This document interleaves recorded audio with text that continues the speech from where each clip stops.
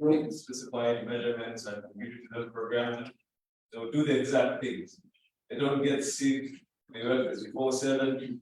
That's one thing. They have no excuse. Even if you have a computer can still work for you at your home. That's it. And then another one would be faster as compared to humans. Disadvantages would be to cause unemployment. That's one. And to the major challenge because a lot of us are still unemployed. So I may need to stop you right there. We'll look at opportunities and then look at the challenges, disadvantages as we go on. So opportunities with regards to learning and work. Opportunities, I just adding what you say. So there's four things times because there's some repetitive tasks that people used to perform back then that they right now is just implementing. Or rather, the Monday I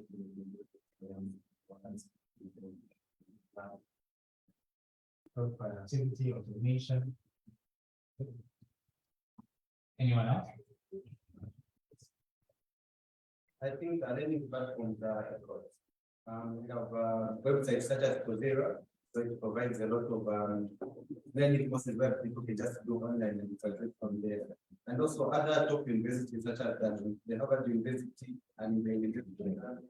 They are also using some online platforms to provide different courses which the general public can be able to enroll and they graduate. We also have applications such as ChatGPT. We also provide this with information for research and just for studying. Some of the information that cannot be taught in classrooms, which is readily available. And some of those so these are some of them that are available to aid the learning experience for learners. Great.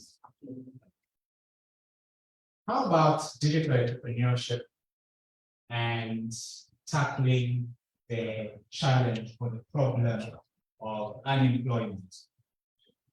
How do we think AI helps us do that? Right.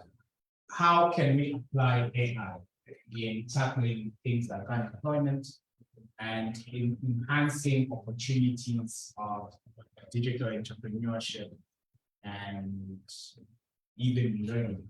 How does AI help? I'll just give a scenario. Not most people used to never used to get opportunities of being given a job just because of having the right and good application method. So with AI right now, which is what I'm just able to say, right, this is just the name of the job that I'm applying for. So basically that gives opportunity for the That's a very good point. That's a very good point. Any insight?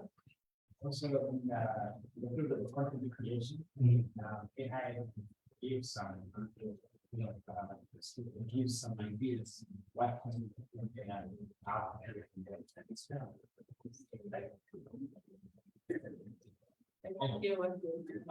They couldn't hear what. Oh, it helps in the content creation. So here's content creation. We can utilize AI to develop content, and that can then be monetized also. So we see that there are vast opportunities in the field of work, in the field of employment that AI can help us with.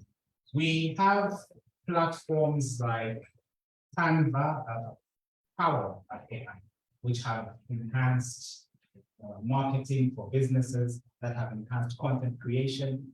There are people that have been able to, develop content, develop different things, using AI tools, right? We also see situations where the time that it would take you to do certain kind of work is significant. For instance, maybe a proposal that would take you 3 days to put together will take you hours because you have tools, AI tools that are there to assist you in developing those things. When it comes to learning, we had a session that talked about editing. And there are lots of things that I would have loved to discuss, but I think there has been our entire conversation, starting from the sessions that we had in, for the special interest group flowing into this session, they have pretty much been interlinked. And so these are conversations that we have had over and over, and it's really a matter of kind of reinforcing and exploring what opportunities that we can identify with regards to the tools that we have available. Now, we have seen the potential of AI in terms of learning and in terms of learning. We have interacted with AI tools that enhance our learning, that enhance our learning, that enhance our productivity. But there are also certain threats that they pose. And one of them is job displacement. There are people who now believe that because there's Canva and I'm a graphic designer, it's threatening my work, right? I'm a content creator, but ChatGPT is able to create content. It's threatening my work. I am a photographer, right? But there's platforms like FreePic and Splash and Video.io. And it's threatening my markets. So while there are people that see the opportunities that come with AI, there are people that see it as a threat. And it is very possible for us to also see it as a threat. Maybe we're thinking the same way that paper became obsolete because mobile phones were introduced, will also become obsolete. Now, how do we address those concerns and how do we address this challenge? Is it possible that we may come to the time where AI will replace the need for people, will replace the need for certain skill sets in the workplace? Do you think we will come to a time where companies or educational organizations can function with maybe as little as a workforce of 5 and displace hundreds of jobs? Do you think we'll come to such a time? I dare say, I think that the matter of the fact is that at some point we might, and in fact we are going towards AI. Why do I say so? Recently, I don't know if everybody noticed it, standard gender in most districts or in most parts of Zambia have been closed down. Why? Because they're saying we're going in one smart Zambia, they say. Yes, so most standard chartered banks were closed down. Instantly, the only operating one, correct me if I'm wrong, is the one which is the headquarters. So one, it has brought about an inflation where few workers used to work at one, no longer will be there because everything now they bring it on their apps and things of the sort. So we're heading in that direction slowly but surely.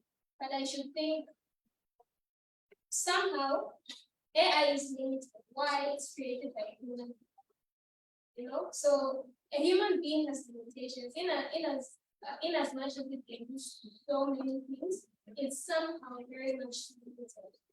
And if we go now in the direction of everything being artificially intelligent, then somehow we're going to have a lot of problems. A lot of problems that we will not be able to solve at that time.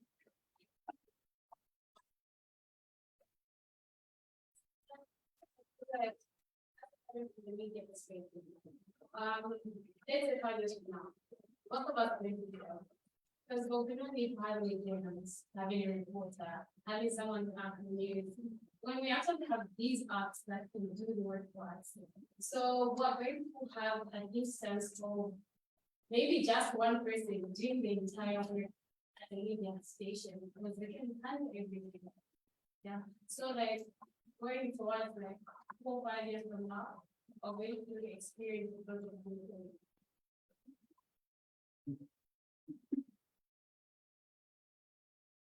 Okay. So, for that, by saying AI basically creates opportunities and people threats.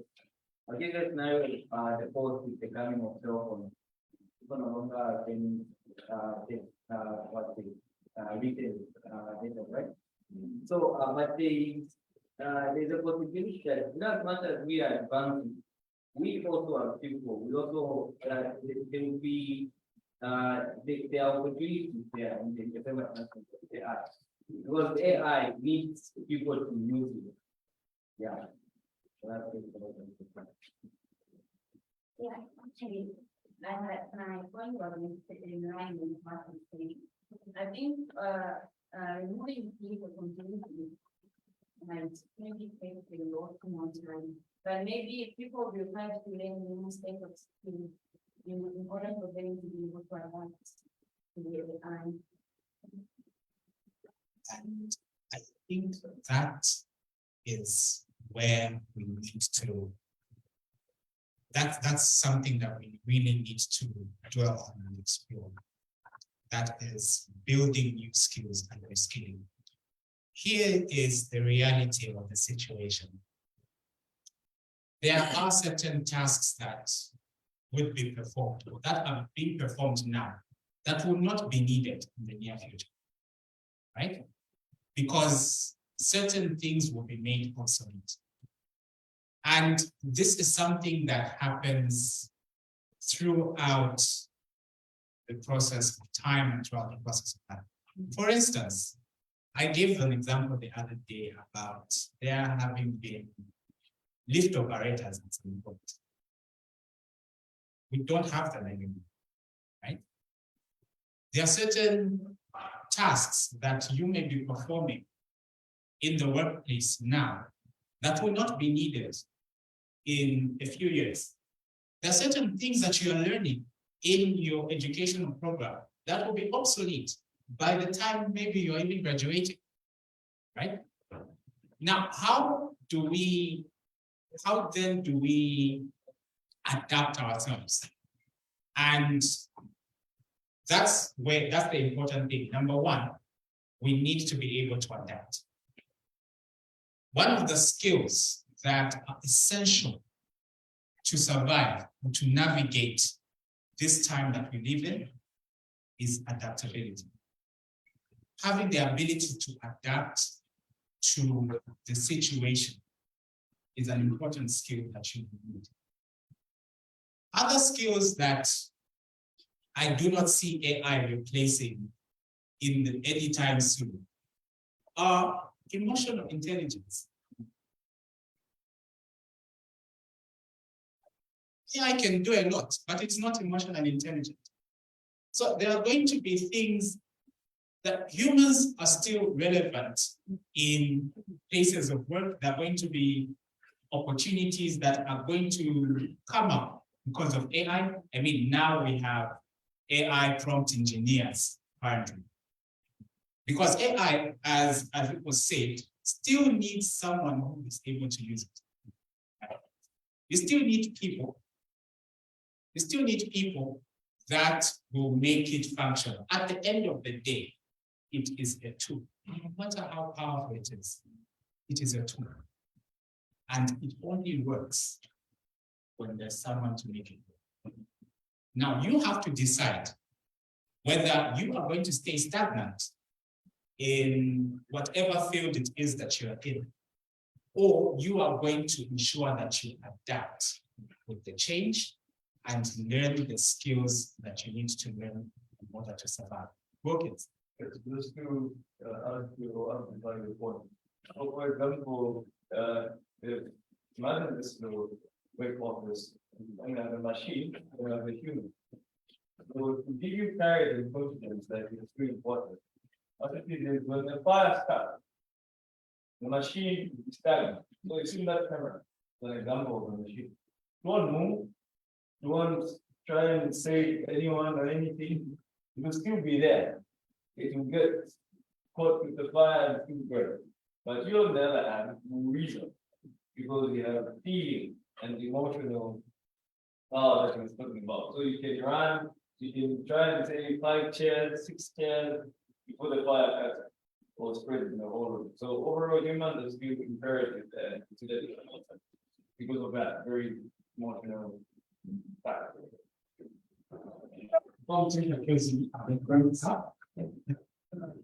I'm going to wrap this up.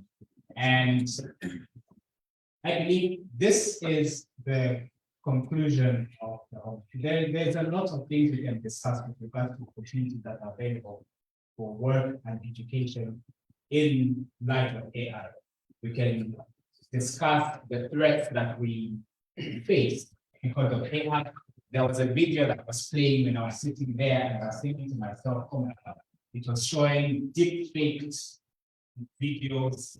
Someone created a video of Vladimir Putin making an address, of Donald Trump making an address. And it's very easy for us to be misinformed, to be misled. And there's many challenges that come up in light of AI. Data privacy challenges, misinformation, and all that. There's challenges of job displacement, but there's also opportunities that come with it. Everything comes two-sided, so to speak. There is equal opportunity. That it's what's that law? For every action, there's an equal reaction. A sword has two sides. So how then do we respond? And this is what I'm how then do we respond to this? We need to ensure that we are focused on developing the right skills. What are those right skills? Critical thinking skills. Critical thinking skills are skills that are essential for you to develop in this time period that we're living in, because they will allow you to adapt to whatever it is that you're facing. Emotional intelligence skills. You need to develop emotional intelligence skills because that is required when you are leading teams, when you have to make decisions, when you have to correctly respond to problems that are in the environment. You need to develop emotional intelligence skills. 3, you need to be adaptable. Adaptability is something that you cannot do without. So those are the skills that we need to develop. And also we need to embrace continuous learning, upskilling and reskilling. Time is gone when you could say, oh, I went to university, I have a degree, I am qualified. Oh, I have a master's degree. Oh, I have a PhD. That time is gone. That time is gone. You may have obtained your master's degree, you may have obtained your PhD 5 years ago. You will find yourself at a place where if you have not been upskilling and reskilling, you will find yourself out of place in a world that you exist at the moment. So we need to embrace constant upskilling and reskilling and development of the skills that we have mentioned. Critical thinking skills, emotional intelligence, adaptability. That is how we survive in this world. And that's what makes two things like edutech very important. Digital inclusion makes it very important. Why? Because we are able to upskill, reskill, and learn at a faster rate than we were ever able to before. And we are able to have access to many more opportunities much more opportunity than we did before. And this is the time period that we live in. It's a scary time for some, and it's exciting time for some. And there's so much that we can achieve. There's so many possibilities that are available to us in this time period that we live in. That, for me, is the end of my session. And I will hand over to ZICTA. If you have any questions, yeah, okay. Do feel free to get contact from Debbie, and I will be asked to interact. Thank you so much. And good to have me.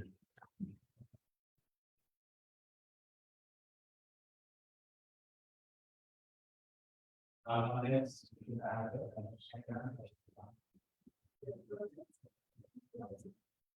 Yeah, so my question is, to what extent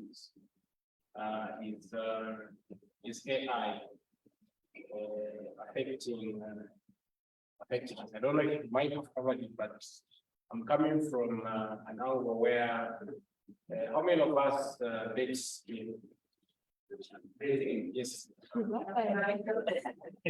So just to debate, there's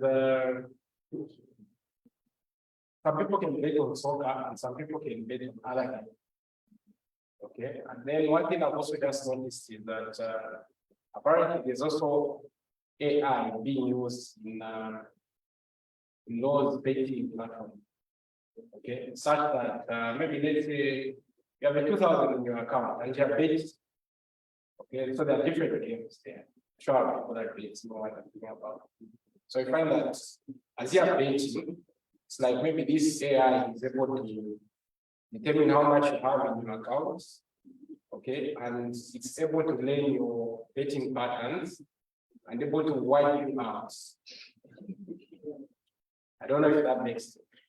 Okay, so now my question to you is, to what extent is it going to maybe affect youth segments on such platforms, and how best do they manage that? That's a very interesting question. And yes, we do have a situation where we have what we call maybe predictive. So it's able to simulate, it's able to recognize certain patterns and predict how would maybe how would act or what course of action. It's also a data concern because like how much access do we allow AI to have to certain things, and also in terms of how it functions. And this is where things like ethical frameworks come in. And it's a conversation that it's an ongoing conversation, but also these are things because of the nature of how quickly it's developing. We also must quickly develop certain ethical frameworks with regards to what we can allow AI to do and what we can limit it from doing. Because those are real concerns. How much access does AI have? How much freedom, so to speak, do we give it in terms of how it's able to act? What extent do we allow AI to function on our behalf, right? And what things is it useful? Maybe someone who is malicious, someone who's a hacker, or someone who wants to steal, can develop a program that allows him to do certain things that harm the rest of everyone else. Okay? So now, what ethical considerations or what ethical frameworks do we put in place to guide what AI is able to do and what it is not able to do?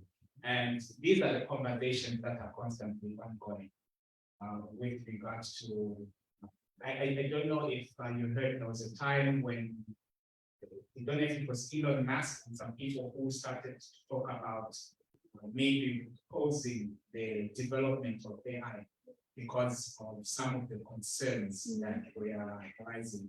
Now, those concerns are because there are certain frameworks that have not been put in place yet to govern what AI is allowed to do. It's not really to limit the development.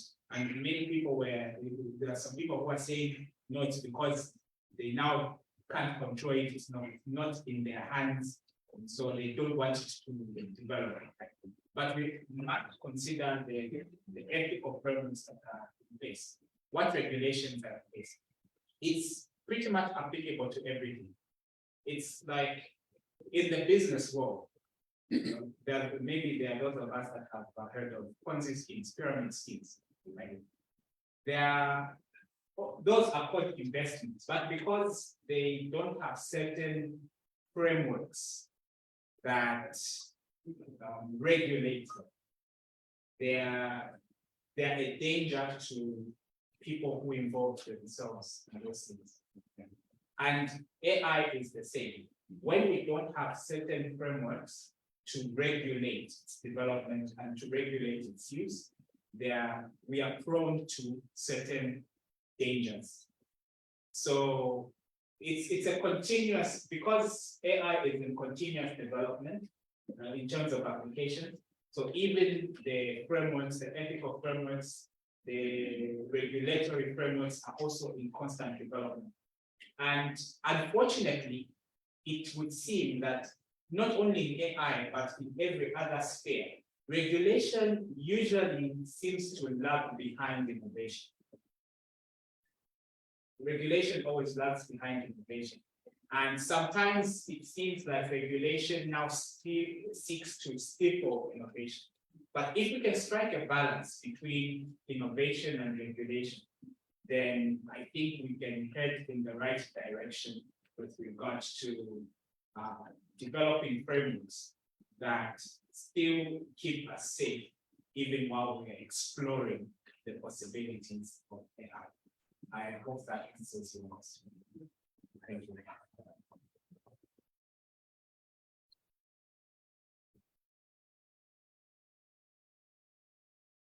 Thank you very much, Stanley. Something that really stood out from your discussion was the importance of upskilling, making sure that you are not remaining at the same level. And one of the ways of doing this is actually making sure that you belong to associations, groups, bodies that are involved in building and boosting skills.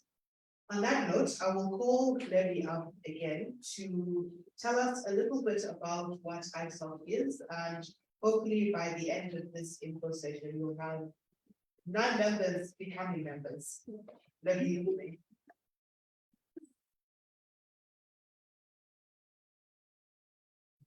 I'll still for a bit, so I'm going to play a video, and then from there, guide us to something I'll have me.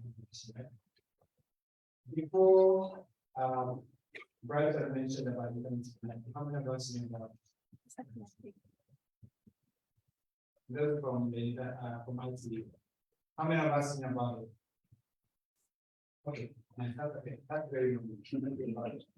How many of us knew about Internet Corporation for signing the numbers? We don't know about it. Yeah?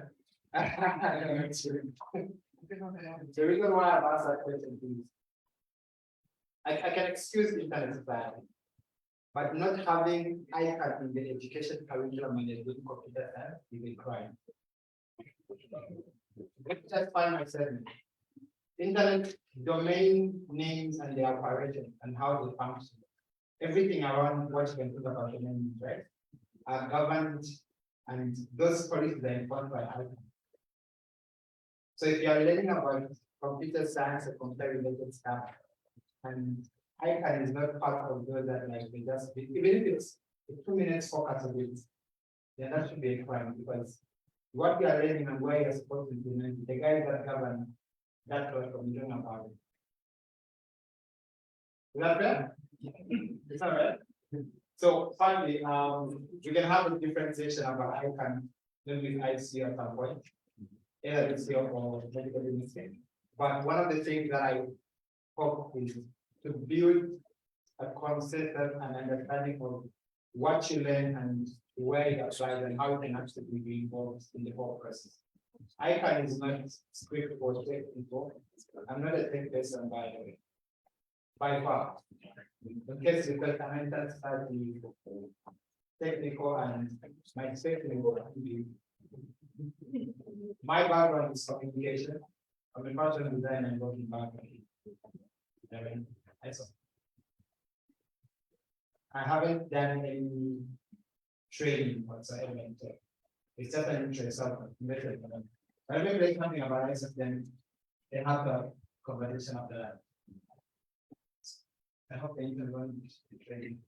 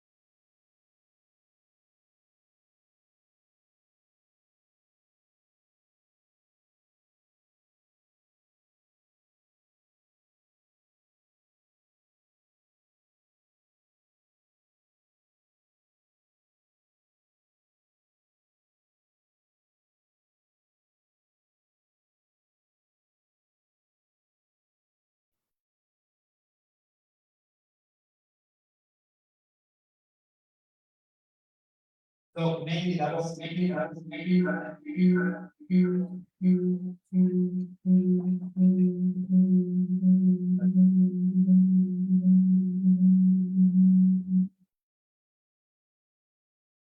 so maybe we make all these issues regarding payment for access because of the infrastructure at most. We can spend more time talking about that, but that's not the main reason why let's have this session. The reason for this session is simply to inform you that we can be a member of these platforms to feel the same thing.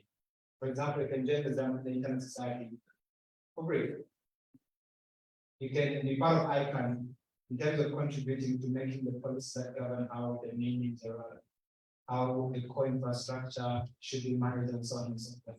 As an individual, and special thanks to some of the works that we've done as a chapter, we've allowed and created a platform where if you go into ICANN and introduce yourself as a member of the Internet Society Zambia chapter, they will come in because you open room for everyone. So as long as you belong to the Zambia chapter, quite active. and that's open. So why am I then looking for more people to join the chapter? For example, right? It's because I cannot shut the internet alone. You may have different interests. I have my focus is different from probably everyone in this room. My goal is just to get one child connected to the internet. You may have a different reason for being on the internet space. Others are talking about digital marketing and so forth. Others are more on the regulation aspect. For me, it's just getting someone else connected to the internet. But it comes back to you shaping the internet revolution. The same way we have the main focus or the main thing for this Zambia idea, right? The internet we want. It comes back to you being actively involved and participating. Most of the work around the advocacy and everything is most voluntary. A good example is almost everyone on the internet started Zambia chapter leadership is a volunteer. No one is on paper. Being part of ICANN is completely voluntary, but it's about why you actually want to do it and what the end goal is. Then you can put in the work. So I'm encouraging all of you to be part and active members. So you can join the membership of ISOC from the global perspective, then you also subscribe to the local chapter. Everything is so free. How to do that is you go to the Internet Society website. I think I can do a mini demo at the end after the next session, because that should be the presentation after the initial. I hope I've raised a number of questions and concerns based on what I've said. Okay, thank you very much, Lenny. At this point, I think before we go into our final session, our second final session, I think it's time that we took a proposal. Just a very quick one, and then we can settle down for the next session. I will ask our camera guys to direct us.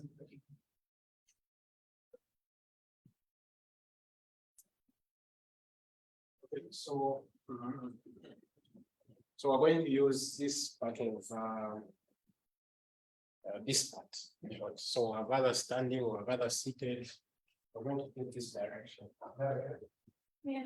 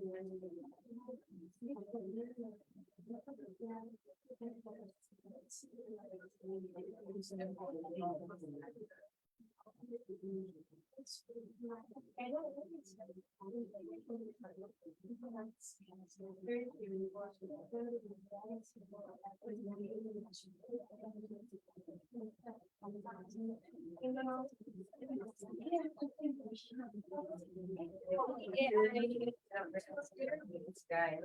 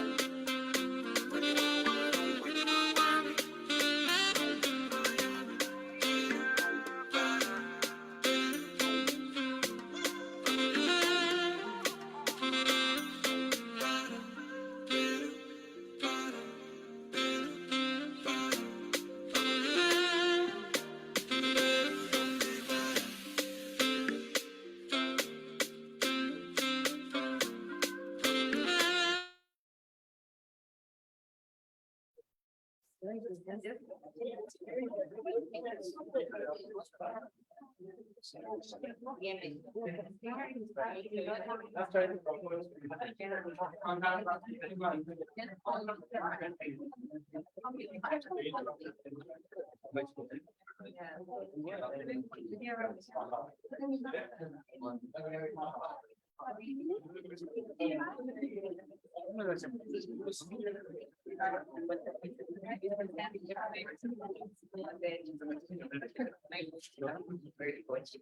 we don't have the church.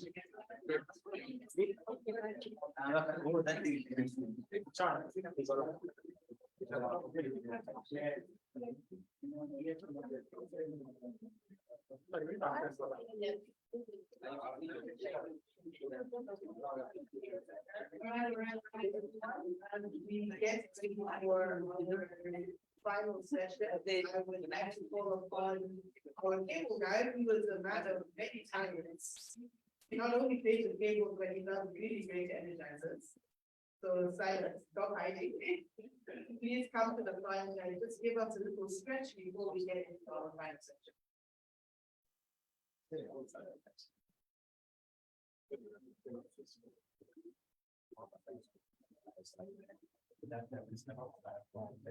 Yeah, like I'm straight back. So you have a way of emotion. So I guess let's get one to start.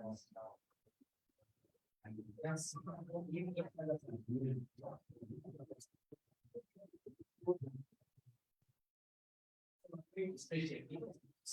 to usually use both hands. Mistake. You know what to do with hands? They do the same as well. Forward. Up.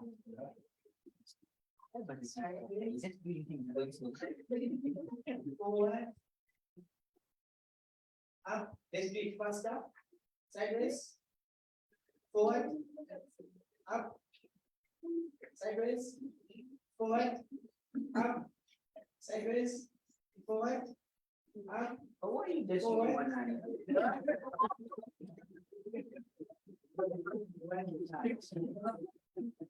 Okay.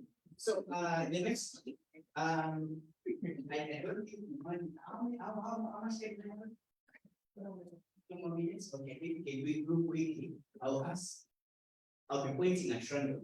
You know how we have what's the slogan for ZICTA?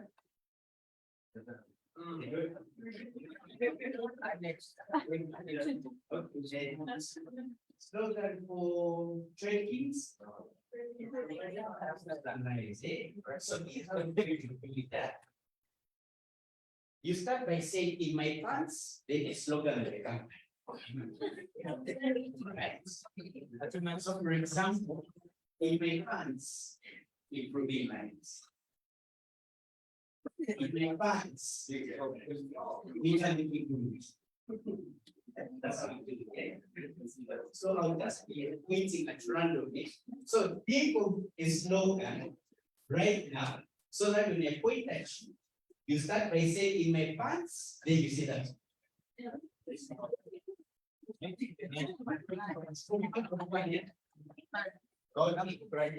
are starting and going to point at random points.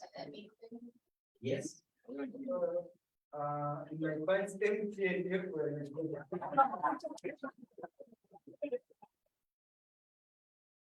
Say the name of the company, just the slogan.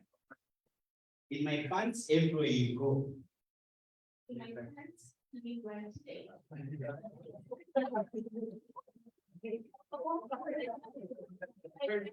Big and big. In my pants, we don't refer to the uniform. My pants, very good.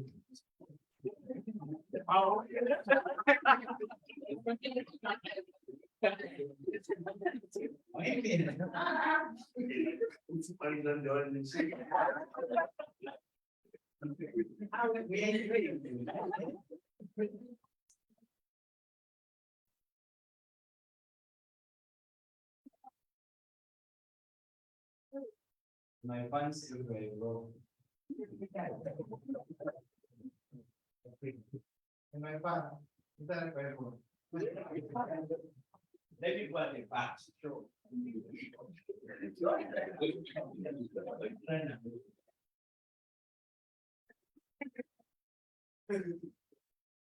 my thanks, that's for you. Wow. Very good answer. I'll see the last one. My favorite. In my pants, big, strong.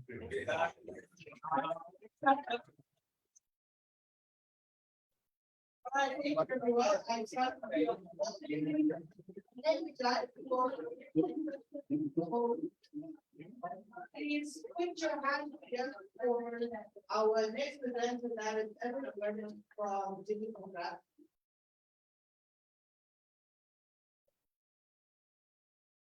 Everyone. Hi, everyone.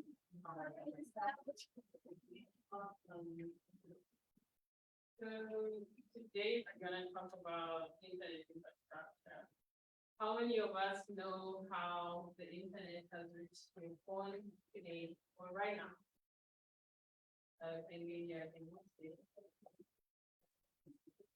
One person. Yeah, the two people. This side. One at the back. So we're gonna talk about if anyone who wants to elaborate how the internet got to your phone. Anyone who's courageous. I think it's a lot of smart looking people. Let's see. Anyone wants to elaborate how you got internet onto your phone? How did it come to you? Looking. Oh, yeah. It's a 10%. No, it's good. You deserve it. That's best. Okay. Not going where I will find it. We're having an extra point right here. No takers. Let's see. Okay, I'll take it first. From what I know,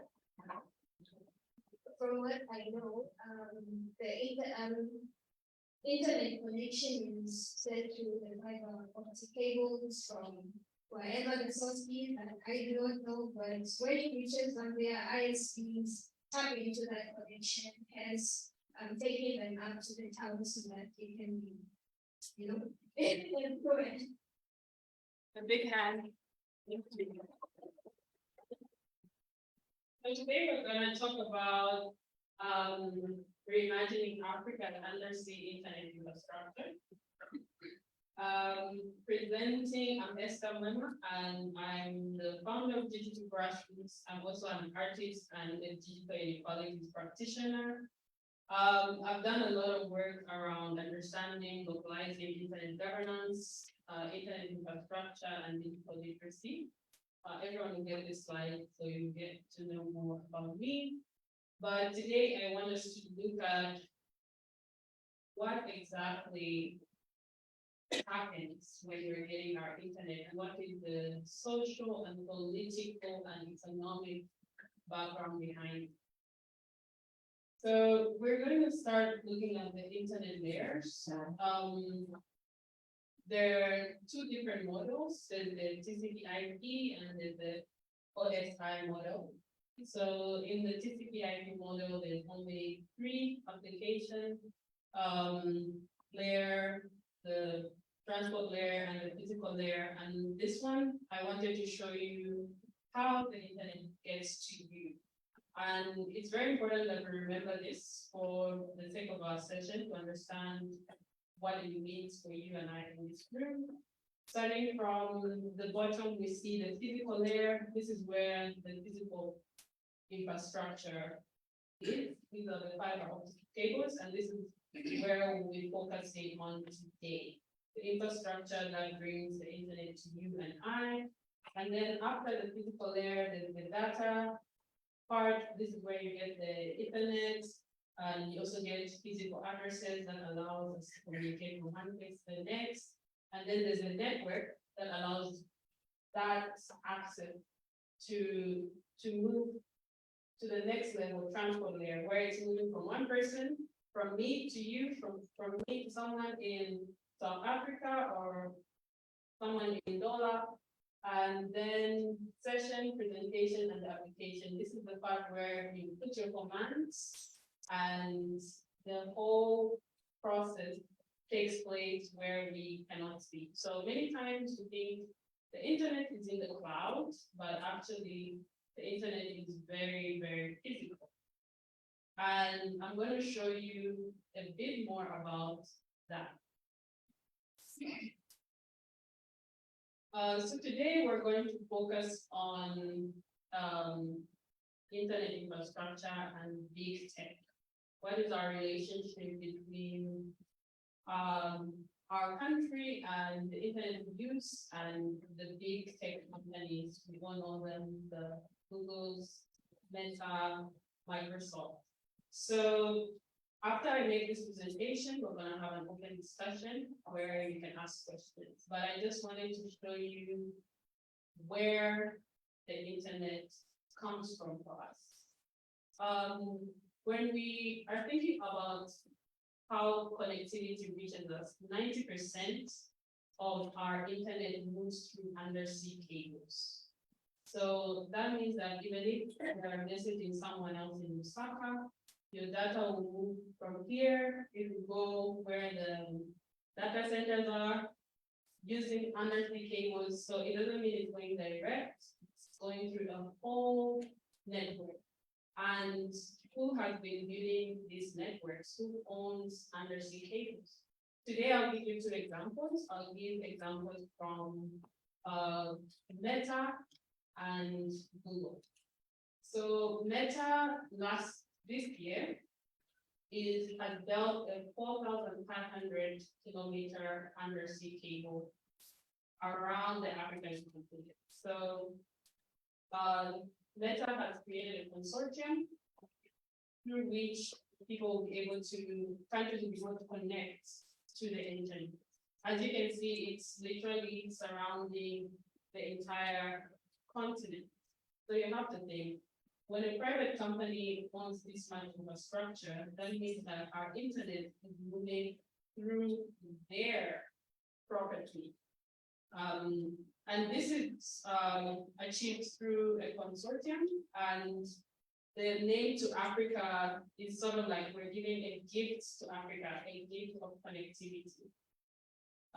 To Africa was formerly known as Simba, but they changed the name because Simba from the Lion King, and they changed it to Africa. It will have 45 landing ports, and it actually was set to launch in 2023. So all these countries that you can see are connected to Meta's infrastructure.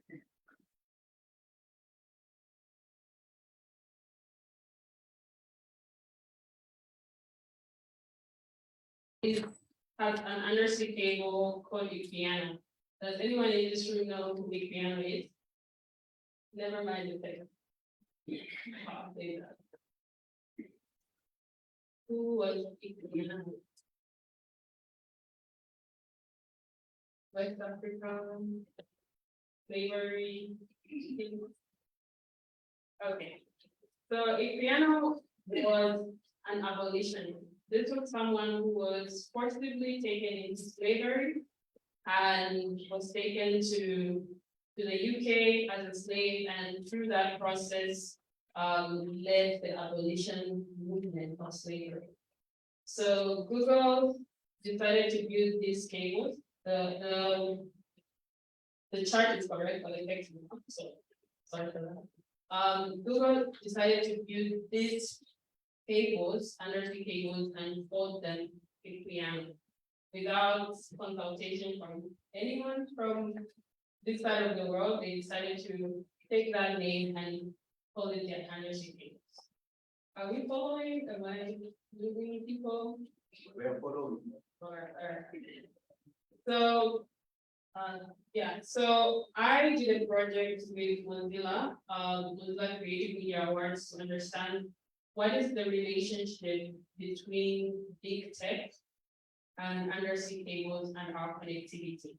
So what is happening right now is our continent has the highest digital divide. And who is going to bridge that digital divide? It is said that we as a continent will need at least 100,000 billion to connect the continent. And that is nowhere close to the profits that Meta and Google make. And my question was to understand what is the relationship between the internet we use and digital colonialism? What is our relationship with big tech companies and determining our digital future? And something that I said was technology is any matter, tangible or intangible, that shifts how we see ourselves, how we see ourselves and the world around us, and ultimately how we live.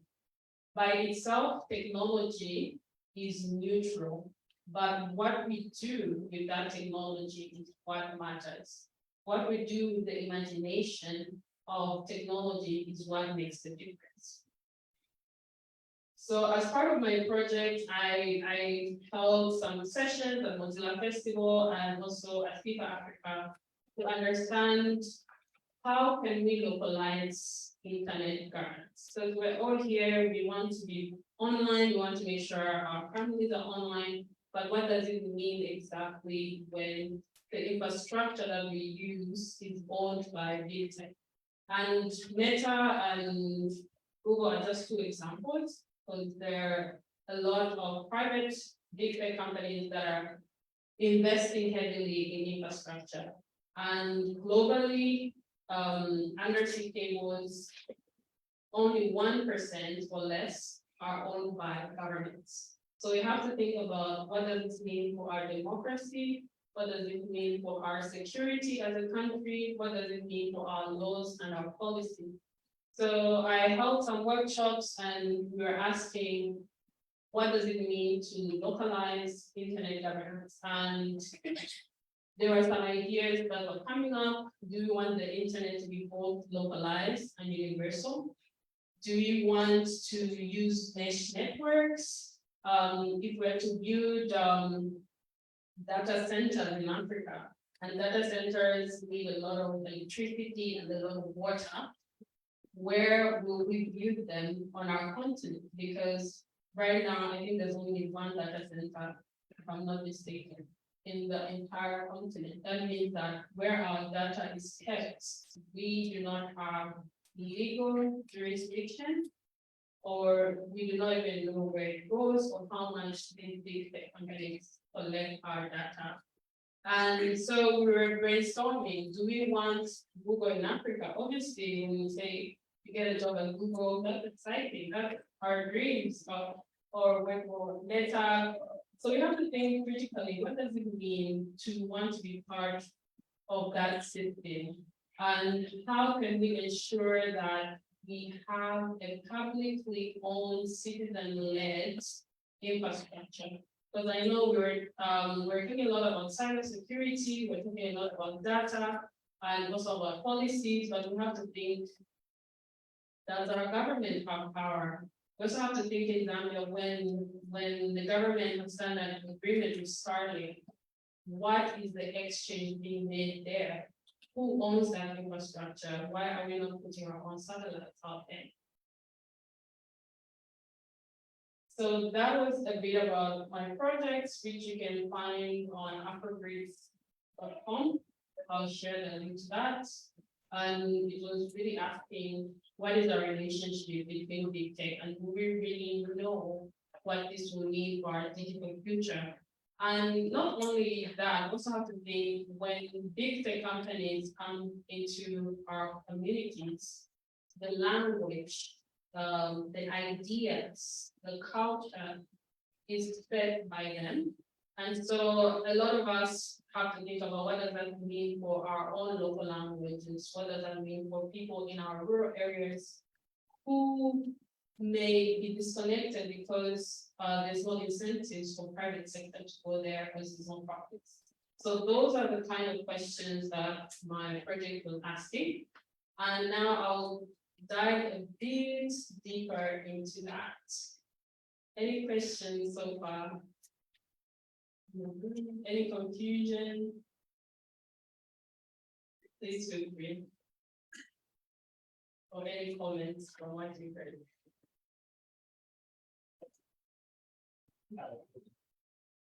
So the fact that we have Google and Facebook coming in to connect people on behalf of Africa, right? My thought now is literally they already have a huge chunk of data on Africa. So as using their internet connectivity enhances how much data they harvest, what would it take for Africa to begin to look into developing or building into extensive level? Because I know or believe each other than assisted to IRA, but it's not 100% African owned. A huge part of the ownership of it is based in the UK.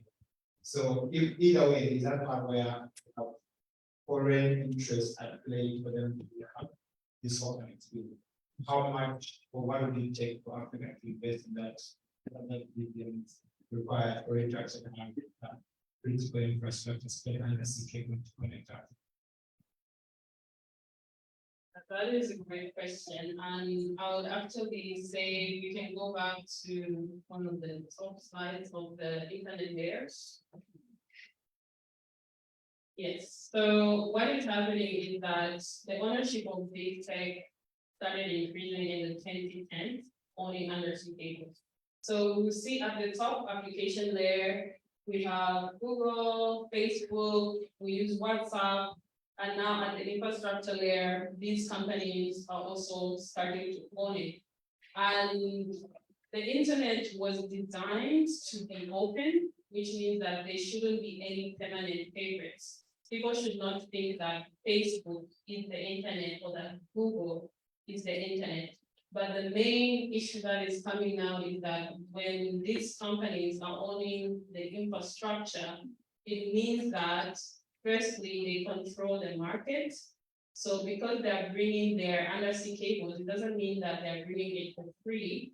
It means that the connecting countries that connect to Equiano, Google's Equiano, or to Africa will have to pay Google and Meta to be connected. And they're bringing such high speeds of internet, that means that they'll disrupt the market in the Africa region, meaning that the competition will not exist because people want to tap into the fastest infrastructure. And I'll better explain how did this come to be, and then we'll have a discussion. So if you're thinking of questions, comments, please. So slide 9. So we are going to look at, these are the key different layers of the internet. I'm sure when you think about how did the internet come about, you think, oh, the US. The US made it possible, and you see many names, and you're like, where is Africa? Africa is ports, so behind them. So I want us just to look at these names and think about it. What are we seeing from these names? What does it mean when the internet was developed in the US, in the UK, when these infrastructure, the language behind it was developed there? What comes to mind, or what is your first thought when you think about the history of the internet? And how does it make you feel about your position in this internet governance system? I'm really open to the room. Just tell me, what were your thoughts? What are your thoughts? Thank you. To be honest, I feel a little bit this, if I can say that, because you want to see where an African, particularly a young African, fit into the equation, because even if we look at the development of new technologies, I may be wrong, but I don't know how many Africans are creating things like ChatGPT and stuff like that. Like we do have the coding ability and we do make really great apps, but in the things that have been like revolutionary, I don't see a lot of African voices. I don't see a lot of space for Africans as well. So it makes me feel a little bit hopeless because I'm like, if we were to make our voice heard and get internet services and products that are supposed to be helpful for Africans, we need Africans to make them, but we're not having that kind of on the stage. Yeah, that is so true. I also sometimes feel very open. So as an African, such a picture makes me think. As an African, such a picture makes me think this is some sort of colonial report. Because I don't know how much Africans like what they're saying. I don't know how much we're putting in. So I don't know how much data we're in as a continent because this information might actually is being framed against us. And just a simple example for the social media tools that we're currently using. When you look at certain apps and you see how useful they are on other parts of the world and how useless they come to be when it comes to what is being served on the African side, it just tells us we are nowhere near where things are being decided or created. And we're just harvesting as much as they want to give it to us. Thank you.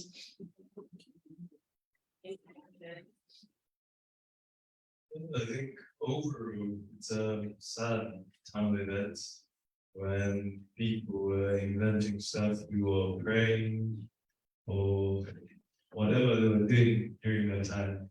And it makes me wonder sometimes if being an African has any value if you ever thought about it that way.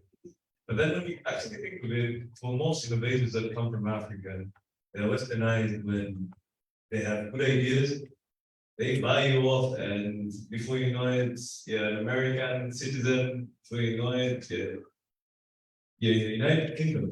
And Africa is a thing of the past. And in the end, we will never truly know African heroes in terms of tech, because most of them have been stolen from us. Just like stuff that is supposed to be in our museums in the UK, United States, we can't have them in here, but they're ours. So even true African stories about tech are somewhat hidden because our heroes were bought, and hey, who doesn't want money? Yeah. Thank you.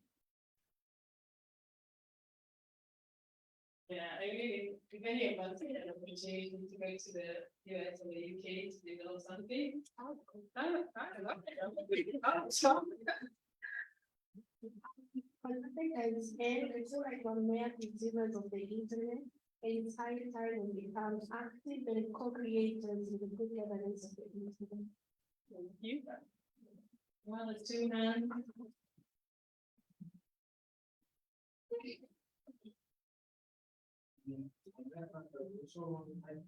Or asking supposed to be our own platforms,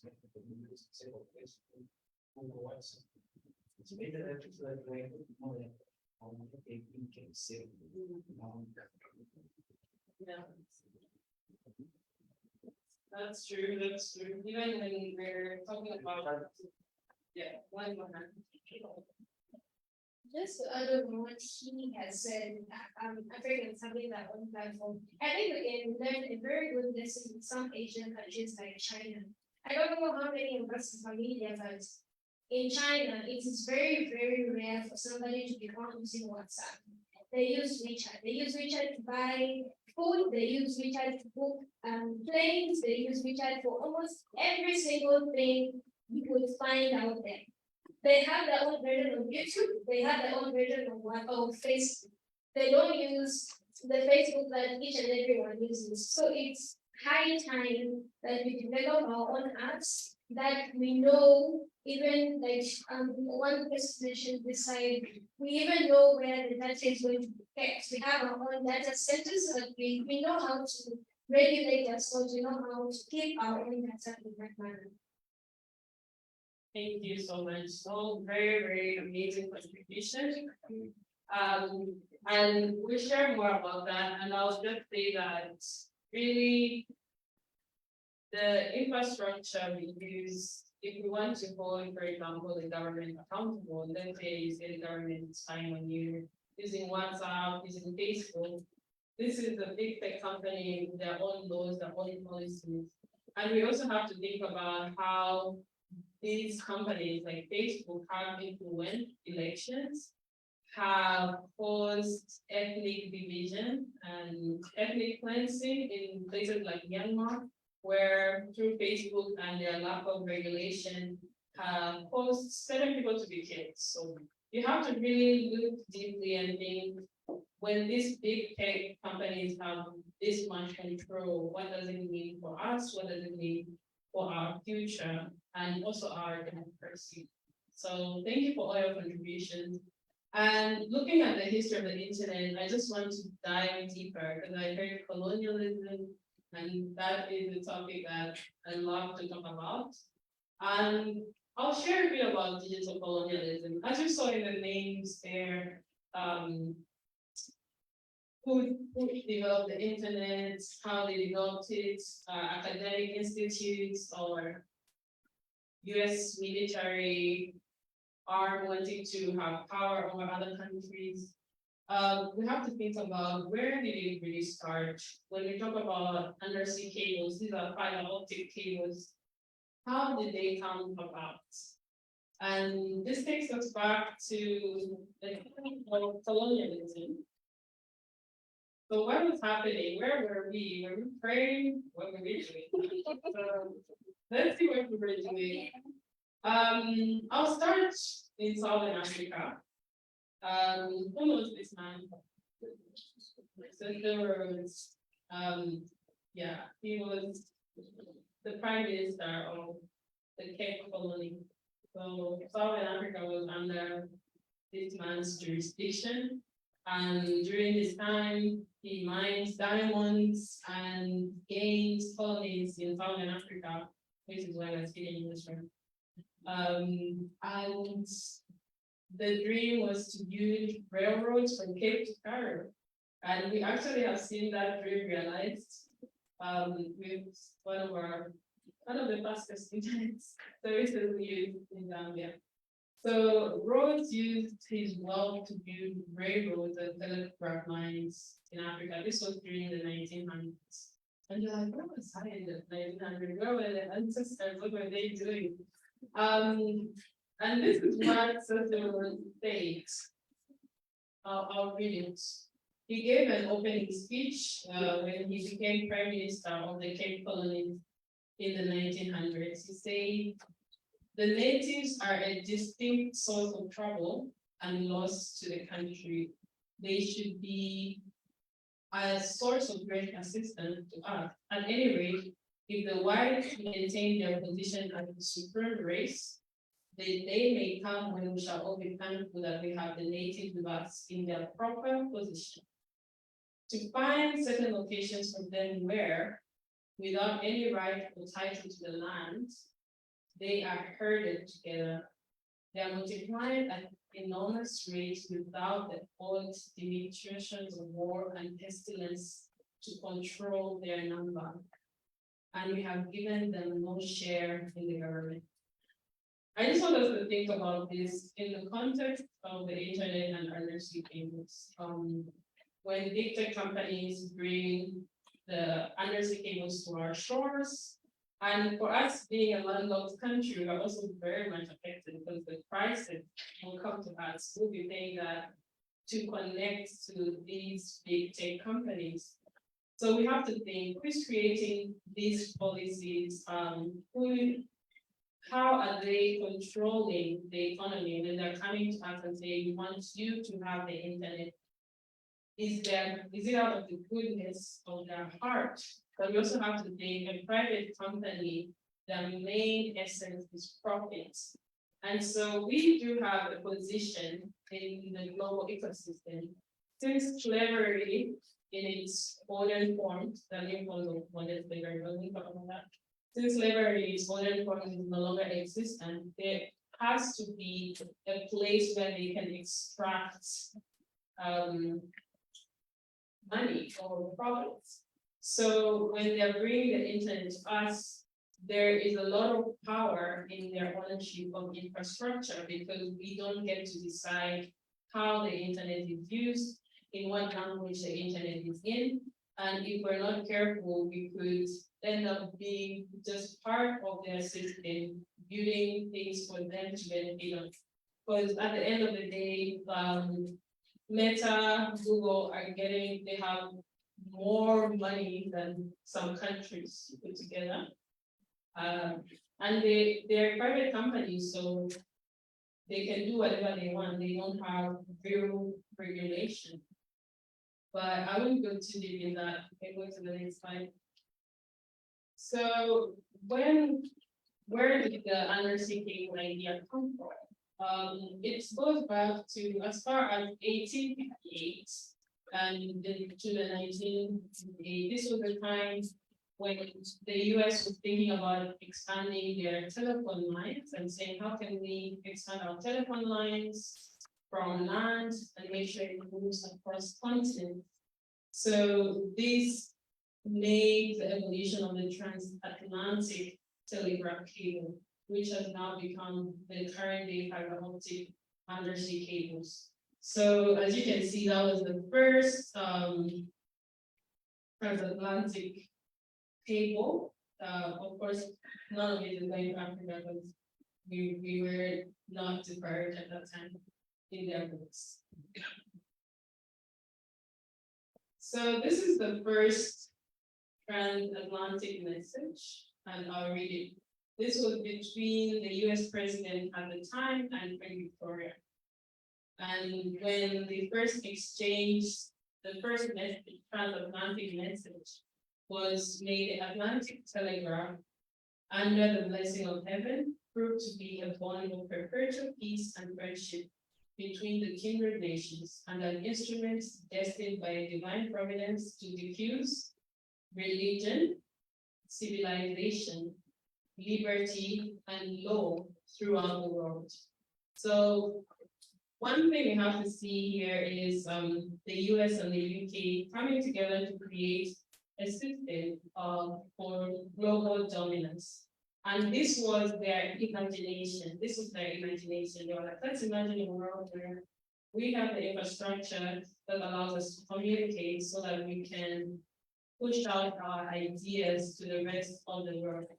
And this was in 1866. So before any of us had any idea what was going on, this was what was happening. And we also have to keep in mind the years of the transatlantic slave trade and how the telegraph cables were following the same routes that the transatlantic slave trades took. But now it's becoming digital in a physical way. It's not in the cloud, it's under the sea. And right now, only most of them are under private companies and big tech companies. And this idea of diffusing their own ideals on the rest of the world is happening through our social media platforms. It's happening through the law, because if you even think about where is the Zambian law from, who wrote it? Well, I don't want to feel all those lions, but food for thought. So this was their imagination. We have to think, what is our imagination today? When we're imagining our own digital future, what do we see? Where do we see our own role? What role are we playing? Because this idea from 1866 to create the telegraph cables while we're under colonialism, and some of our countries do not exist or were newly existing at that time. We have to think now, what does the next 100 years look like? Because if you don't imagine your role, if I don't imagine my role, we don't imagine our role as Africa, someone else is going to imagine for us what that looks like. And imagination means that what you're imagining may not be feasible or even possible today, but it's about just planting that idea to ensure our freedom, our dignity, and our autonomy is sustained. I'll share a little bit about the events and the timelines so that after this, we can then have an open discussion. So I just outlined the order that things have been happening. Like in India, someone tried to, in 1839, we also have to think India was also under colonialism at that time. So some superintendents tried to move electricity from one place to the next. And something you must know, the internet works with light. So light is sent in bits. So that's how we get the internet. And so fiber optic cables are made from silicon. So silicon is how we get the messages, but that's a whole other class. And then in 1839, in the same year, that's when there was an ordinance for the abolition of slavery. St. Helena is a little island, it's very small, between Africa and South America. And this was used to be a port where slaves would rest before they go further. And currently, this has become Google's piano, the abolitionist landing cable for their connection between Africa and the Americas. So there is a lot of imagination and continuity between what happened then and what is happening now. And in 1843, I don't know if any of us did Morse code. This is when Morse code was used to send a message in Washington for the US government. And in 1858, the first transatlantic cable was laid. So we have to do 1839, slavery is abolished. 1858, the first cable is laid. So that was a whole thing going on at that time. And then in 1888, that's when there was a convention for submarine telegraph cables done by 36 states. And you have to think in that year, our countries did not exist yet because that was before the Berlin Conference. Do you know what the Berlin Conference was about? Yes. Yeah, so I hope you're getting the idea. And that I haven't lost you yet. Are we good? Yes. All right. So the Berlin Conference happened in 1884. By that time, that's when there was the scramble for Africa and they subdivided the continent, and that's how our countries were born under colonialism. And then by 1937-4, that's when we were gaining independence, and the United Nations Convention on the Law of the Sea was ratified by 1982.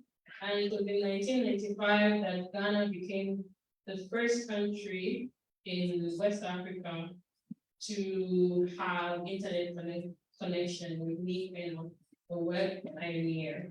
So that was Africa's first connection, 1995, which is about 10 years ago. And then from 1995, 1998, that's when Google was launched with Don't Be Evil. And 2004, that's when Mark Zuckerberg launched Facebook. And the first privately owned corporation under cable in Eastern Southern Africa was in 2009. So look at the difference between 1858 and 2009. So it's a very, very long time. And eventually, in 2019, St. Helena signed a contract with Google for a piano.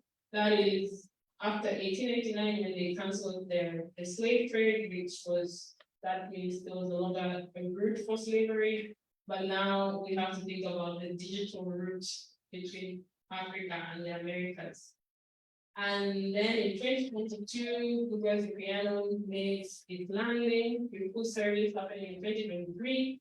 And Methods to Africa also made its landing this year with full service in 2024.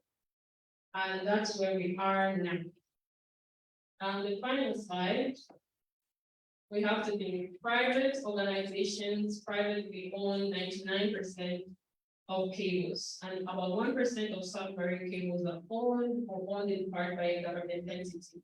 And you have to remember that 90% of our internet goes through undersea cables and goes through data centers that are owned by these big tech companies. So we have to think again, after all that we've learned today, is the internet a public good? What does it mean if big tech stole our digital inequality? At what cost? And for us in Zambia, when we're talking about Starlink satellites, what price are we paying and to whom are we paying it to? Thank you so much. And now open for any discussions.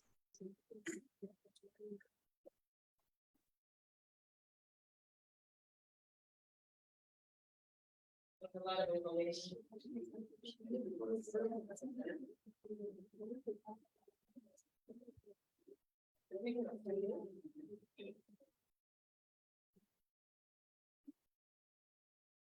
So, first of all, I'd like to appreciate the good presentation, and that was really phenomenal. And my concern is what option do we then have at hand? If you look at the way these big companies are monopolizing the market, the internet that is being kept, what options then are there, or rather is our government providing so that we can now start using our own stuff? Thank you. Anyone wants to answer that or brainstorm? You can open this back.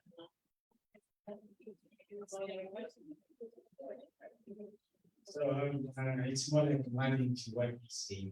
So the thing is, I'm a developer, and when we're making mobile apps, is you want to create your own app, but basically everything that the app is running is owned by Google. So where do we start? So I feel like if you have accepted that fact that it's not within Google. So yeah. Good question. Anyone want to chirp in or answer?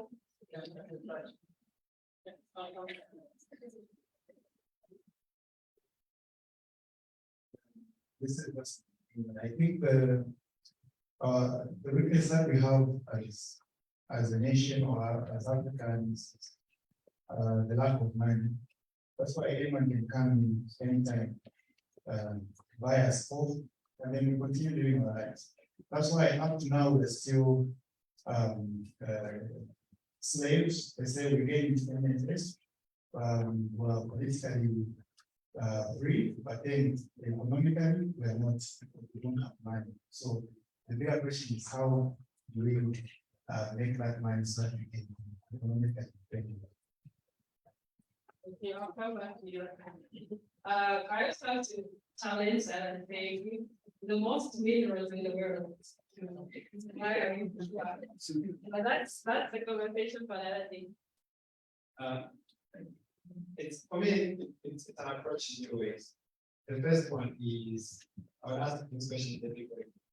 How many of us can fluently speak our mother tongue? Okay. Unless the fair number in the room, right? How many of your siblings can speak that language fluently? Which is so the first part of it is it takes a lot of mindset change. If I have a solution and someone else offers the very solution is outside the time here, quite likely going to work with this like me or someone from outside. Probably someone outside, right? The majority will go for someone from outside because we trust something not made by the locals to be more superior than the locals. When in the actual sense, they actually study the local solutions that are superior to international solutions. A good example is not publicly published is our local detergent is actually better than the ones that we import. Yet people will still prefer the ones that we see, right? That's a mindset thing that has to be changed. But in the other part, I think it comes back to just taking a stand and mobilizing the local resources to benefit the locals. We exploit copper to the max, but we actually import it back at a higher price. we import our own power cables. Yet we produce copper where that's a raw material for the same thing you're buying at a higher price. So if we get to switch how we look at things and begin to look at things locally for the local people, then to create that impulse out of gains for the infrastructure. Thank you. I'll go there and then we'll come here after.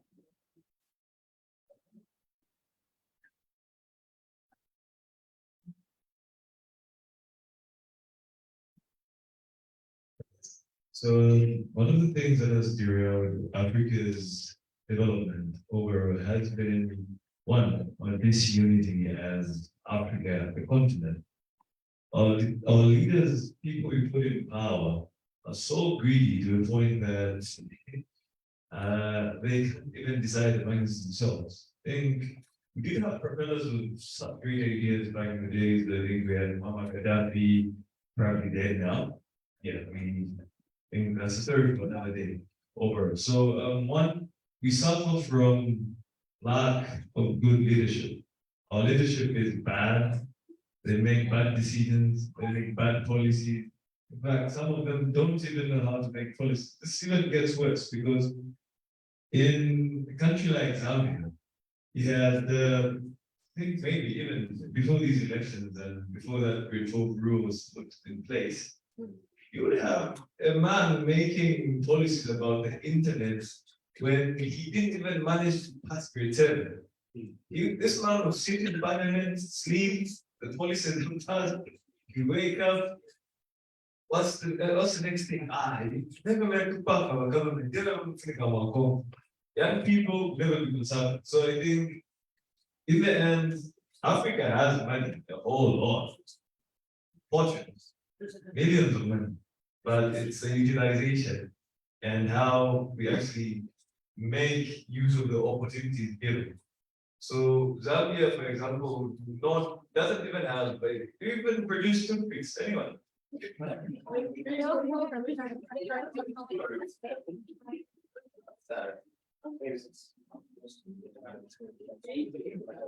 I also have to point out only less than 1% cables are owned by government. So when thinking about the government of power, and then I think my point, the point that I wanted to talk about was saying more on what Eric had mentioned. The thing is that we, just as my colleague here and I were discussing, Africa wants to receive. They want to be receiving. They don't want to give out the money to pay for that service. So no wonder when they heard of Meta building something, they knew that one, will receive good internet. We won't pay for it, so why not? Those were the mindset, rather the mindset that we still have. We can't give our money to pay for infrastructure and later be receiving the profit that we need to make our country. And again, I think it was yesterday that it was mentioned that in Algeria, what they do is that they would rather, if you go and study over there, you definitely must come back to your country. Why? Because the government that side does not want to employ foreigners. So would rather employ their own people. I remember she did mention that why would the Algerian government employ this engineer right here, an engineer who studied the same time in the same country and has the same certifications as her. Why would they employ her instead of their engineers? And they have made it a rule that they employ their own instead of getting foreigners. And I think that's something that we also need in most African countries. By the way, it's good to exchange knowledge, it's good to work for other countries, but is it really good at the expense of your own country and at the expense of your own development? Is it really worth taking? Lots of questions.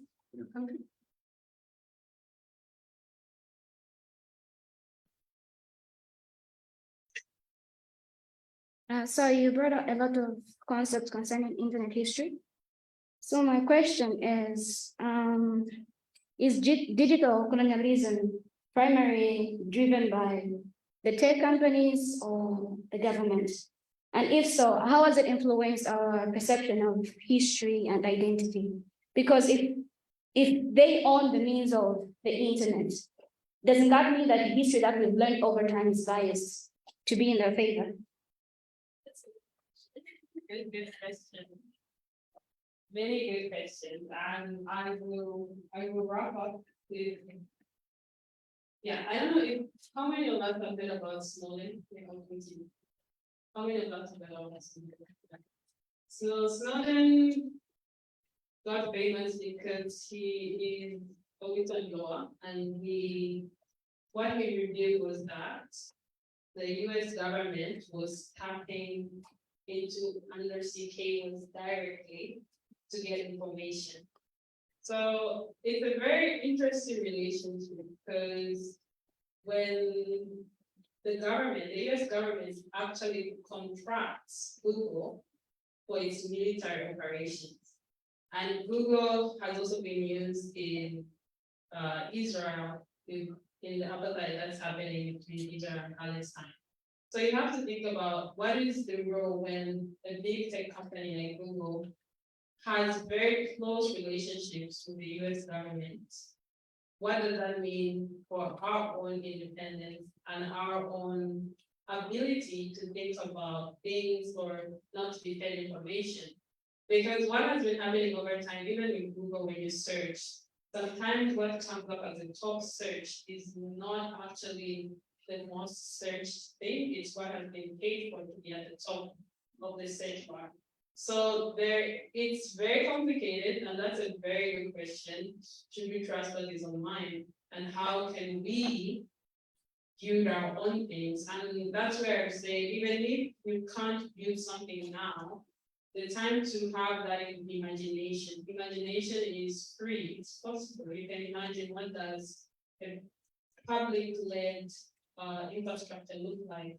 And also very important is to think about it's now an Africa issue, because if the connection comes from South Africa to Zambia, we are paying double that cost because South Africa is connected to Africa and Equatorial.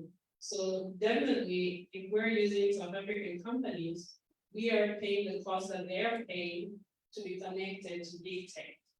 So at the end of the day, we become the product, and you have to think about it for yourself. Even if you don't see yourself as the smartest coder, you have to think about what can be different, and that's where, as the people, we have a lot of art and creativity, so we can think about these things, and now we have access to the knowledge freely available. We'll take one more, and that will be it. Thank you so much.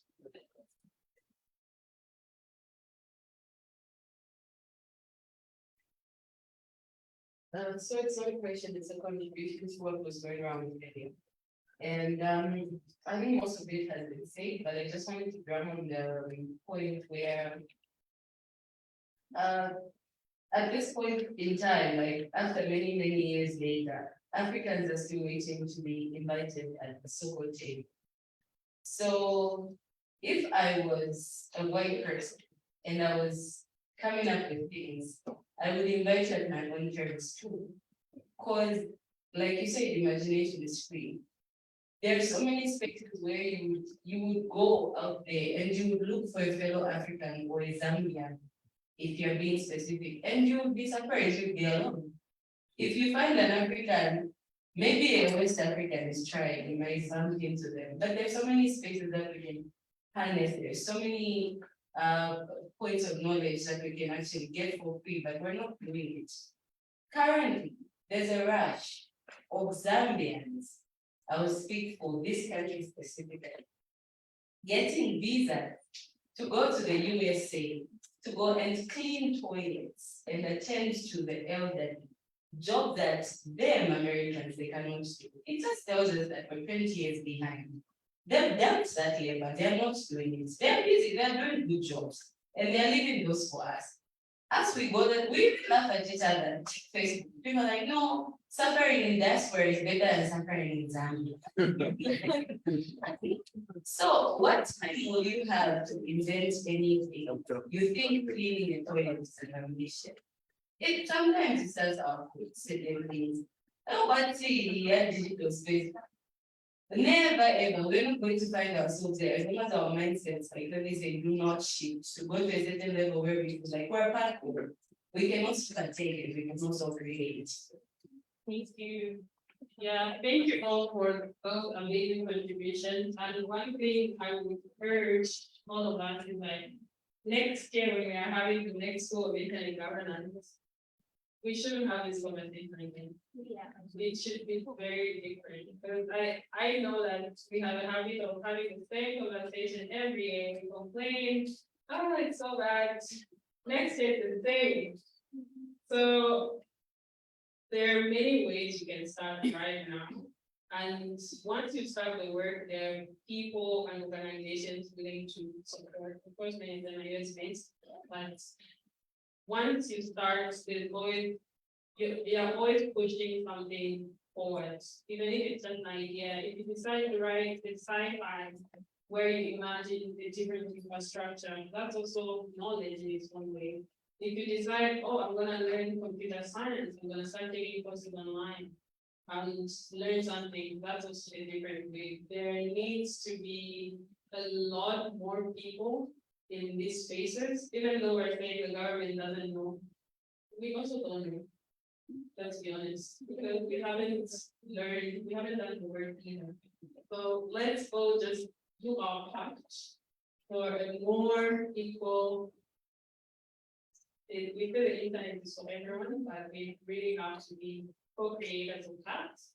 And this slide they will share with everyone, and also links on how you can get involved in the internet governance space. So thank you so much for being a great crowd.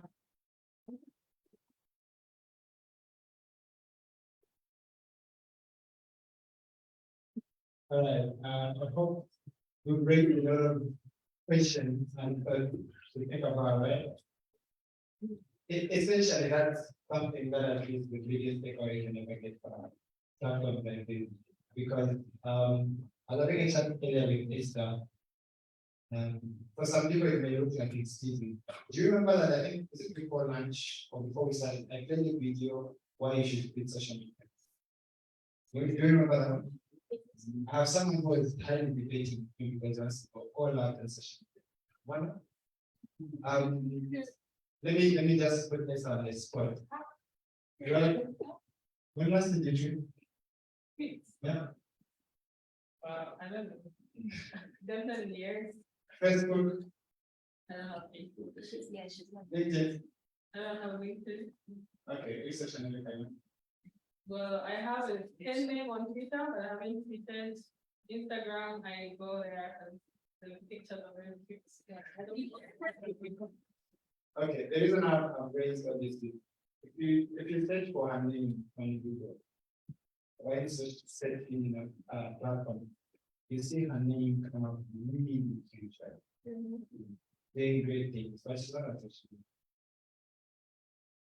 So that justifies one of the statements I make. Internet is not social media. But when you go out and ask, you know, the internet, the first WhatsApp, right? You can actively be online, and her work is feeding into getting other people online. And that's why we are saying, the fact that no one owns the internet, then you should take an active role in ensuring that its policies, its regulation, its infrastructure is more tailored to benefit the locals and like the big techs or governments that feel they're more superior over other governments. And that's the conversation that I want you to go out when you leave this school. It's thinking about how do you make that difference. I haven't made my difference yet. In that sense, yes, but not necessarily based on the goal that I have. It still comes back to the story that I shared in Norway. It's just connecting one shot to the other. Have I achieved that? No. But we have many people like online, right? But the bottom line is the main goal hasn't been achieved, and that's why we keep pushing. In concluding, I want us to try, how many of us would like to be part of the internet society if you're not a member yet? Are we open to do it now? Okay, cool, let's do it quickly. We are connected to Wi-Fi and devices or something like that. Are we? So you can go to the Internet Society website.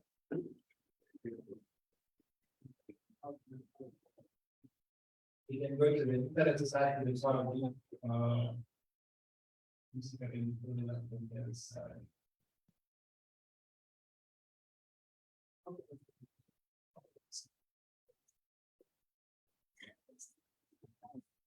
So you go to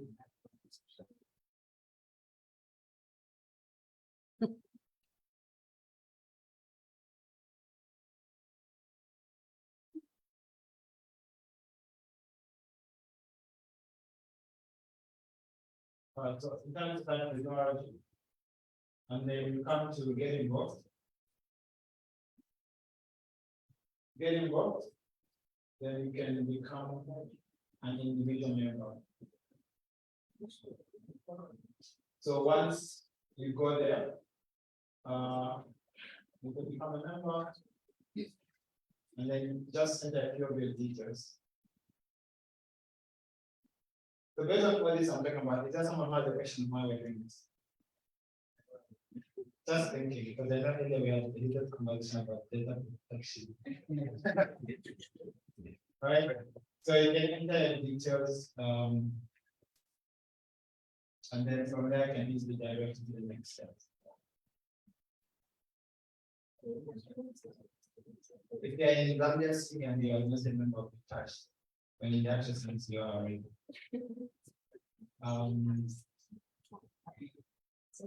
Have we all made progress? No, usually, yeah, if you want. So by default, when you sign up, you become a global member of the Internet Society, right? Then from there on, I can guide them how to become a member of the local channel. And then from there, we can pick it up. Is that good? So the idea is to get more people speak for Zambia, Zambian voices. Vanessa made a comment that when you go out on most of the international platforms, we barely find Zambians or people in the Southern Africa to whom you can relate with and speak for Africa, right? Or for Zambia, they say. That's one of the experiences behind the Zambia School on Internet Governance. I gave an example of how if in computer science you don't learn about icons, right? It's very simple. The guys are behind the policies that govern how DNS works. We talk about DNS security, right? They're the guys behind how all that plays out. And yet you're not talking about them. That's the consequence. We should be having a workshop on DNS. Unfortunately, it's restricted to mostly those that are in the technical media ISPs and so on. But we should be able to have another session like that for everyone else. Maybe I can invite the telecoms here because she comes from Zambia, so it will be easier for us. But ideally, we are supposed to have these sessions so that you understand how they work and get to be actively involved in participating in them. So next year, when we have an opening call for the Zambia School Internet Governance, I encourage you to get the entire school. But the program is designed in a way that it runs for, I think now we've extended to 8 weeks instead of 7. It runs for 6 to 7 weeks virtually, where you get to learn global internet governance, regional governance, internet governance, as well as the role ICANN plays in the internet ecosystem as a whole. And then the last 3 days, which is like in the last week, we have a physical session that focuses in Zambia as how is internet governance like in the, who are the key players and so on and so forth. This is what led to this very session. So apart from myself, who was part of it, not as an organizer, we have, I think, about 9 or so people in here who are part of this. But in total, we had about 18 that were fellows. The number reduces from last year, we had, I think, 50 applications. 40 made it through to the final session, and only 20 were selected. The reason why the number reduces is we want to get those that are going to be actively involved afterwards. A good example is we have, I think, about 3 people from this session. One is attending the should be the Africa IGF, but the global IGF, where they share some of their lessons and key points on internet governance from the Zambian perspective. Then we have someone who is doing a session at the same DNS workshop, mainly on universal acceptance. For example, if you send an email to someone in India, right? India now has a platform where their website is not written in this kind of characters, it's written in Urdu, which is like their native language. Because imagine someone writing their website using Chinese characters. When you send an email, if let's say you're from a corporate perspective, the email, if your settings are just by default, they send it up, they may have a hard time interpreting your email because it's written in English, they will speak it in Chinese. But universal acceptance, mainly around internationalized email addresses, it kind of interprets it by default so that when they receive it, they're reading it in Chinese. When they type, they're typing it in Chinese, but they receive it in English. That's the whole technicality around ICANN. That's what I was saying. If you don't learn about ICANN, it's fine. Because some of the developments that have happened, which if you're not taught, you have that backlash in terms of reception or how many people can actually access your content. I hope that makes sense. Or that brings a bit more confusion and questions. But if that's okay. How many of us are done with signing up as members? We good? Okay. So by default, when you sign up, you are good, which is good. But for this one, it requires us to approve as the Zambia guy. So when you go back to your dashboard after you sign up, you come here where you say join the chapter or join the SIG, right? There are a lot of groups. There's available internet and the like. But for me, my interest is when you come here, look for the chapter and then ask to join.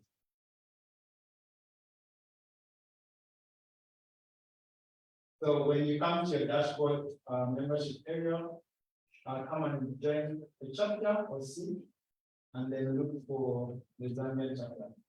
Bear with me on this one. But yeah, you can look for the Zambia chapter and then request to join. Then it should be approved before end of tomorrow. So with that said, I don't know if there are any last remarks or questions or comments. Maybe from 2 or 3 people, then we can get to close our session. Yes, Doctor. Thank you very much. I want to have an appointment. I know it's fine, but I think it was. I just want to contribute to what you were just from saying and what Vanessa just from saying, like taking advantage of international spacing. Yes, so I was so it's not necessarily that we don't try. We have been trying, just that we are never picked. Because I am also in another youth group, so we're just having that thing. No, today September, I'm now celebrating 100th rejection email. We really appreciate the effort that you put in, and if it is you, you can bear witness with us that even such things like PIAD, which is the Pan-African governance of internet, whatever, we also applied, and we really put in our best to the best of our ability. But statistics have always been showing that they always pick people from the Western African countries. So it's not necessarily that we don't apply. We really try. We really put in our best. Sometimes even when applying, we just go flat out to make sure that we apply. It's not only in the internet governance spaces, even in things like the Mandela Washington Fellowship and also other youth summits, we do apply. So I don't know, maybe we make mistakes in our application or where do we go wrong? Okay. So I just wanted to make Vanessa. yes. Okay, so yes, I didn't want to answer first. So I'll start with Vanessa, then ask Esther, then I'll comment last. Okay, thanks. So 800. I should also start counting. I think I got one yesterday. She didn't really. Okay, so it's about the tenacity. Like I haven't done a lot of applications. I think I've been a bit down the past 4 months. If you know me, in any spaces where we meet, I haven't even been performing. I don't know what's wrong. So it has affected even applying for opportunities. But this is what I'll say. If you're going to prioritize at least even one application a day, it will mean 30 by the end of the month. If you miss out one, you might have done 20 in that month. You can't tell me you won't see any 20. I think that will take the issue to church. but also, what I wanted to say was this is one thing that I have noticed that others do, especially the same West Africans. I am a psych fellow, the Center for International Private Enterprise. So when I did my psych fellowship, I did a creative project. I did poems like for the 2021 election. We did poems on unity and fair elections. It was funded by the site. When I was done, I closed it. Someone from Nigeria came to me and said, Vanessa, you got it last year. I want you to sit down with me and tell me how you did it. We sat, we had a Zoom meeting. I had to watch her answer question 1 like this, question 2 like that, and she was taking notes in a meeting, the 2 of us. The girl went through it, came back to me, and I've written, okay, let's wait. We waited. Then she came back, I've scooped, I've been picked. What do I do now? Again, I started, because she told me we're in the same line, I also want to do something creative. So I sort of like coached her. Up to the point she finished, she came back again, she's like, oh, I'm grateful. That project worked, I did everything, these are the results. So one thing that I've noticed, especially the West Africans, they foolishly want to learn from people in a way where in Zambia we don't. I will tell you that in my sector, me, I'm a poet. Do you know what young poets, girls, what they do? They come to compete with me. When there's an end, Dr. Mike like, oh, that girl, she's got so much potential. What can she just come and ask me? So nice at one time. They want to look at this competition. So we look at people who've been there. They're nine. That's what we learn. I saw you go to Mandela Fellowship. What did you do? Because even information sessions, there's one information session that we attended for West Match. We laughed. I think there's a day I saw West Match instead of Zambians. The information session, and that was really good. Sometimes it's just about that willingness to learn where we made the mistake and also to learn what the people who went before us did, regardless of how silly they might do. They have something that they can teach us.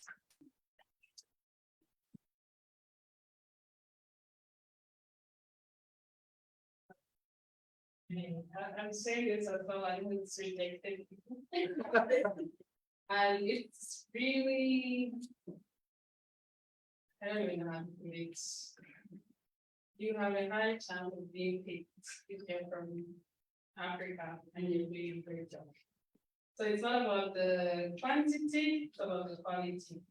Just ask yourself, why are you applying for that particular role? And making sure you tailor your experiences to that application. Because, and I also have to say, it doesn't mean that I get paid for everything. Like in a year, I'll apply for like 12 things and I'll get paid for 2. So rejection is part of the process. So it's like a 10% chance. They should at least be a 10% chance. If you've applied for 100 and they're not getting back to you, that means your applications have something missing. To say it gently. So you have to make sure, yeah, like you say, see the people who got it, look at their applications and what they're writing, but also most importantly, in these spaces, they like to invest in people who have community. So if you are going to do it just for yourself, you'll not be paid. But if you're going to do it and say, what I do, I'll bring more people in, the chances of you being hit are much higher. Always proofread what you're writing. There's a tool that I use where it checks your text Grammarly. It's free. So you can run your text in Grammarly to make sure it's good. Even the amount of, it's not just about writing words on paper, it's about making sure each sentence has meaning. So if there's a sentence that does not have meaning, that does not add to the application, do not be it. I have evaluated quite a few, and a lot of people from our country don't put in the applications. Let me do something common for you in the lab, so that we get to the next one. I think mine too is a recommendation. I've had a long conversation with an interviewer. Okay, many interviewers over time, and one thing they say or they tell me is that when you're putting in an application, don't be general. State what will make you stand out. There are lots of things that even we also when we're reading, we know that, oh, okay, but this one can say this. So almost everyone can say the same thing, but there's just one thing that will make you stand out. And the interviewers usually look for that one thing that will make you stand out. So all in all, just be unique, be that one. Is it corn flour? Be that one corn flour in short. Just a recommendation, just a quick one. I know without your mind. So me, what I can only recommend is that see what happened this year, probably in next year. I know that is going to be corrected. So my recommendation is this: you ladies, since you are the national coordinator for the ISO of Zambia chapter, so I think it should be decentralized. We should not be applying, but ladies should be submitting names of Zambians. Are you getting what I'm saying? Yes. No, like for instance, if they're supposed to be a global summit for ISO, meaning that each chapter should be able to represent, should send the representative. I decided to do that on purpose for 2 reasons. How many of us like doing things for free? Like no one's going to pay. How many? Like no one really is going to pay back. Oh. Okay. The reason why I've asked that question is very selective. 3/4 of the people that get accepted in the internet governance ecosystem state. One, they like volunteering. Yes, I can confirm. Apart from volunteering, take active lead in stuff. No offense again. Most of us Zambians like feeling entitled. Like you deserve it, you should be given it. Unfortunately, the internet governance space doesn't work like that. The other reason that I've seen most Zambians don't get accepted for most of these things is the fun of travel. Right? It's fun to travel. But at what expense is it? Let me put this in context. I know of about at least 5 people that have traveled to the African IGF and the global IGF. When they came back, they didn't do anything after that. You know what that does for Zambia? Yes. It means we can't get more because when they go back, they're not going to pay. So what happens is a door was open, but what you did was you crossed everyone else. So if you're open to going out, when you come back to make changes or improvements on some things, it becomes a success for someone else. Not necessarily like to try and brag or something. I'm proud that we have 2 people that are members of the Internet Society Family Chapter who are accepted as ambassadors by the It's not that everyone was rejected. Then a good example is in ICANN, we got approval. Of course, it can be attributed to myself. But what we did was create an opening where if you go into ICANN and say you belong to the Internet Society Family Chapter, you have a good chance of being approved for something that you apply. It's not because it just went there straight, but I've been in ICANN, I think, since like 2019. I've traveled twice. I rejected, I think, 2 other traveling opportunities because I said I wasn't ready because we don't have enough of work done before I go out again. Now that's something a few people would take, right? The reason why I did that was if I'm going to go, I should show that, oh, we have this updates to make, and this is what we've done. So that when I'm going, at least I'm not going alone. I have a few other people that are going because they've seen the work and they're doing something. So far, I can actively confirm, I think there are about 3 from the Zambia ZICTA Fellowship this year and part of the last year who are actively involved in ICAM work. Why? Because we opened the door and others are applying, right? The bottom line is if you're just going to apply because you want to go and show that you are at this place, in the internet governance system, unfortunately, it doesn't work like that. It's about what you're doing as work. It starts as a volunteer. I can guarantee you that at least 95% they won't pay you, right? But the 5%, if you get paid, it's worth your work for volunteering. And 3/4 of the most of the meetings are virtual. So it's just as long as they're registered in the presence by start. Because when they start, 90% of whatever conversations will be going and will be lost. But is it worth standing in Syria? I went to an meeting the whole of the week. I was lost. I didn't understand anything. But after I still found my way and back. The bottom line is invest in doing stuff voluntary for the sake of the nation and then build up from there. If you want to apply for something, yeah, you can apply. I've applied for Next Gen, I think twice.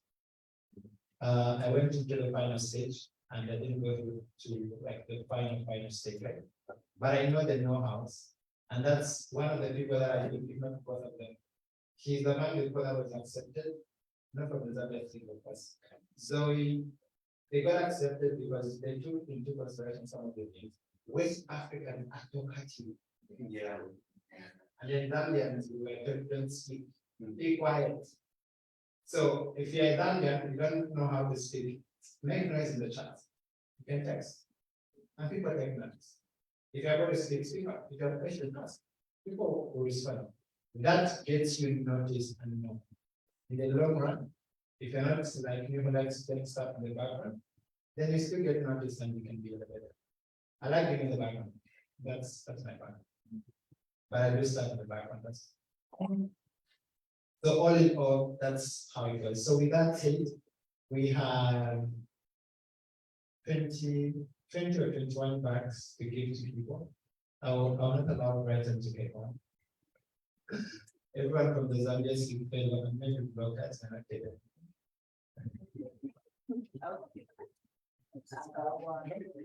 No, we will give them something like but almost thank you so much for taking time to attend this session. Hope it was helpful. I know you decided to take a day off.